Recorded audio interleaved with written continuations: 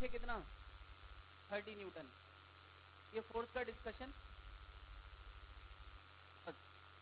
Clear है ना।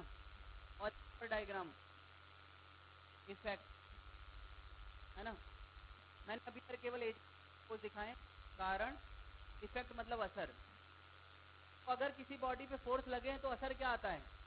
अरे असर आता है कि उसके अंदर एक्सेलेरेशन आ जाता है। कहाँ यार? ज़्यादा वाले फोर्स की तरफ। तो एक डायग्राम में दिखाते हैं और एक डायग्राम में एक्सेलेरेशन दिखाते हैं, और उसके बाद ये जो न्यूटन का लॉ है वो हम उस लाइन के लिए लगाते हैं, F net equal to M A along the horizontal line, along the horizontal line। और यही तो है यार लॉ। तो बता यार इस लाइन में ज़्यादा वाला फोर्स 50, कम वाला 30, तो ये नेट फोर्स हो गया मास 5 इंटू ए। तो ए का आंसर कितना आ गया यार? 4 मीटर पर सेकेंड स्क्वायर। तो ये यार फ्री बॉडी डायग्राम के स्टेप्स हैं, तो सबको नोट करना है, एक एक की कॉपी में होना चाहिए। अभी भले यार इसकी कोई कदर ना हो, समय आने पे इसकी कदर हो जाएगी।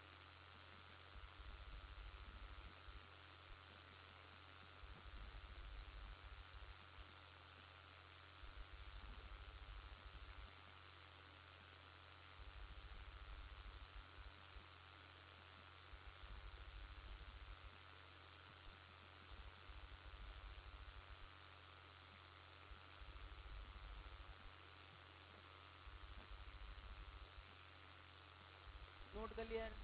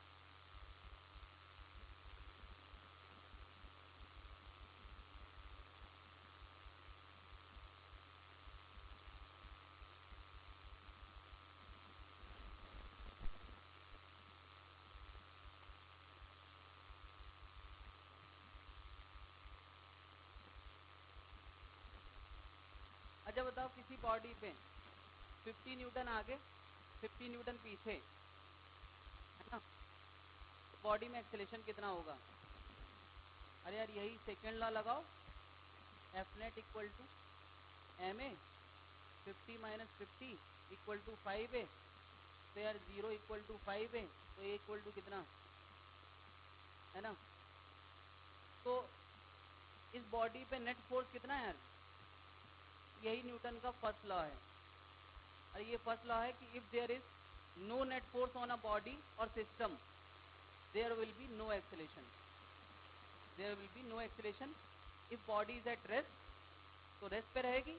अगर बॉडी पहले से किसी यूनिफॉर्म मोशन में है तो उसी मोशन से चलती रहेगी। यार एक्सेलेरेशन जीरो का यही मतलब होता है, पहले से पता है कि अगर है और अगर यूनिफॉर्म मोशन में है तो नहीं यार। तो क्या यार ये बात तो तुम सेकेंड लॉ से ही बोल सकते हो, अगर किसी बॉडी में नेट फोर्स आता है तो एक्सेलेरेशन आता है। अभी नेट तो एक्सेलेरेशन क्या होगा? अरे यार कोई तुमसे कहे कि गहरे पानी में जाओगे तो डूब जाओगे, तो ये कहने की जरूरत है कि गहरे पानी में नहीं जाओगे तो नहीं डूबोगे। अरे तो अंडरस्टूड है यार, जाओगे तो डूबोगे, नहीं जाओगे तो। लेकिन यार न्यूटन को नाम का बड़ा शौक था, तो उसने कहा यार न्यूटन का सेकेंड लॉ वो है कि if there is a net force there will be acceleration, और if there is no acceleration, यही यार फर्स्ट लॉ है। तो क्या यार फर्स्ट लॉ लिखने की जरूरत है क्या? अरे न्यूटन ने लिखा यार, उसको नाम का शौक था। तुम्हें यार फालतू का काम करने का शौक है क्या यार? नहीं है तो बस यार ये एग्जाम्पल बना लो और ये लिख लो फर्स्ट लॉ, यही फर्स्ट लॉ है यार। वो बेसिकली सेकेंड लॉ से ही एक्सप्लेन किया जा सकता है।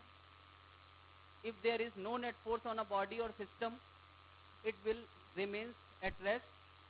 If it was at rest, it will keep on its uniform motion, अगर वो पहले से यूनिफॉर्म मोशन में था। क्लियर है? तो यार नो एक्सेलेरेशन का मतलब है अगर रुका है तो रुका रहेगा, और अगर पहले से 2 मीटर पर सेकंड से चल रहा था तो वो चलता रहेगा। अचानक से दो आदमी बराबर बराबर फोर्स लगाने लगे तो फर्क नहीं पड़ता, अगर बराबर फोर्स आगे पीछे लगाए गए तो जैसे वो चल रहा था वैसे वो चलता रहेगा। बात समझ में आ रही है ना? तो यार A0 का मतलब है या तो रेस्ट और कीप ऑन यूनिफॉर्म मोशन, अगर वो पहले से यूनिफॉर्म मोशन में। ये बात क्लियर है? यही न्यूटन का फर्स्ट लॉ है।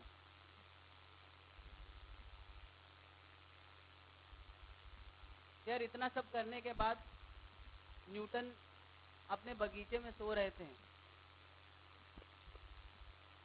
कहानी यार तुमने सुनी होगी, उससे पहले वाली कहानी मैंने यार बात करी न्यूटन से अकेले में। यार जब राजा ने मुझे फांसी सुना दी थी ना यार, उसके बाद मेरी न्यूटन से मुलाकात हुई थी, तो मैंने बात करी, उसने ये बताया सब कि क्यों उसने फोर्स का डिस्कशन किया था। और उसके बाद वाली कहानी सेब वाली कहानी, वो तो सबको पता है कि में वो सो रहे थे और अचानक से सेब गिरा तो उन्होंने ग्रेविटेशन लॉ की डिस्कवरी करी, उन्होंने अपना लॉ दिया। तो यार ये न्यूटन का बगीचा है, ये सेब है। और न्यूटन यार अब फेमस हो गए थे, कैमरा लेके हमेशा डटे रहते थे, किसी मोशन को ऑब्जर्व करते थे घर जाके। बल्कि यार वहीं बगीचे में उन्होंने अपना ऑफिस बना लिया था, वहाँ कहीं देखा यार। तो जब यार उन्होंने सेब को गिरते देखा, तो जब सेब को यार किसी ने तोड़ा, किसी पक्षी ने उसकी डाल तोड़ी, तब से लेके नीचे गिरने तक के पूरे मोशन को ऑब्जर्व किया गया।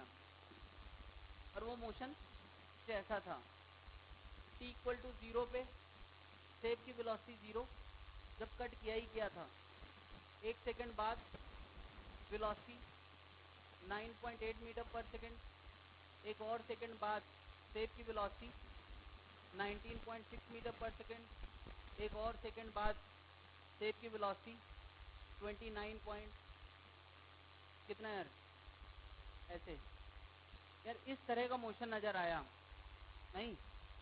बता यार इस मोशन में एक्सेलेरेशन नीचे की तरफ 9.8 मीटर पर सेकंड है ना यार, हर सेकंड 9.8 मीटर पर सेकंड की वेलोसिटी बढ़ रही है।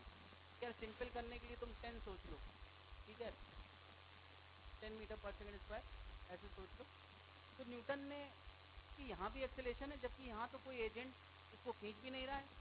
अरे न्यूटन बस ये जानता है अभी तक कि अगर परफेक्ट स्मूथ सरफेस पे कोई आदमी खींचे तो एक्सेलेरेशन आता है, और यहाँ वो तुरंत देखने लगा यार सेब को खींच कौन रहा है।